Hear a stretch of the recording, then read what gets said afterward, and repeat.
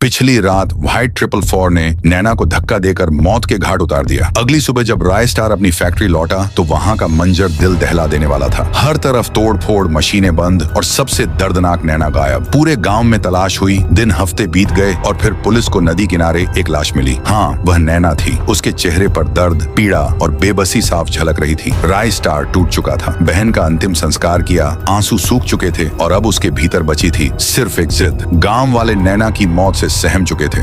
रक्तपुर हिल चुका था। लेकिन किस्मत का खेल देखो, रात के अंधेरे में फिर लौटा वो दरिंदा व्हाइट 444। उसने राय स्टार को बेरहमी से मारा और फैक्ट्री से सारा अनाज लूट लिया। गांव फिर डूब गया अंधेरे में। उसी अमावस्या की रात अचानक एक सफेद धुआं उठा और उसमें से गूंज उठी एक आवाज, मैं आ रहा हूँ अपने दूसरे रूप में, व्हाइट 444, मरने के लिए तैयार हो जा। अगली सुबह बरमुंडा राज्य में कदम रखा रॉकी भाई ने। कालाहारी का सबसे खतरनाक माफिया गुंडा, जिसे उसके बाप ने घर से निकाल दिया था। रॉकी भाई अब रक्तपुर में था। 2 दिन गुजरे मगर उसे महसूस हुआ कि यहाँ कुछ अजीब है। वह गांव के बूढ़े चाचा से मिला और चाचा ने सब कुछ बता दिया। रॉकी भाई सन्न रह गया। उसने ठाना कि कल ही गांव छोड़ दूंगा। लेकिन आधी रात पहाड़ की ओर से एक आवाज आई, क्या रॉकी भाई आप भी मेरी मदद नहीं करोगे? रॉकी भाई घर से बाहर निकला और पहाड़ की तरफ बढ़ा। चिल्लाया, कौन हो तुम? सामने आओ। और तभी धुआं उठा और उसमें से निकला राय स्टार। उसने कहा, क्या तुम मेरी मदद करोगे? रॉकी भाई बोला, हाँ जरूर, बताओ मुझे क्या करना है। राय स्टार, व्हाइट 444 को मार डालो। उसने मेरा अनाज लूटा है, वापस ले आओ। रॉकी भाई बोला, लेकिन उसके पास हथियार हैं, गुंडे हैं और मेरे पास कुछ भी नहीं। तभी राय स्टार ने एक गन उसके हाथों में थमा दी। जब तक ये गन तेरे साथ है तू कभी नहीं हारेगा। और रॉकी भाई ने ठान लिया,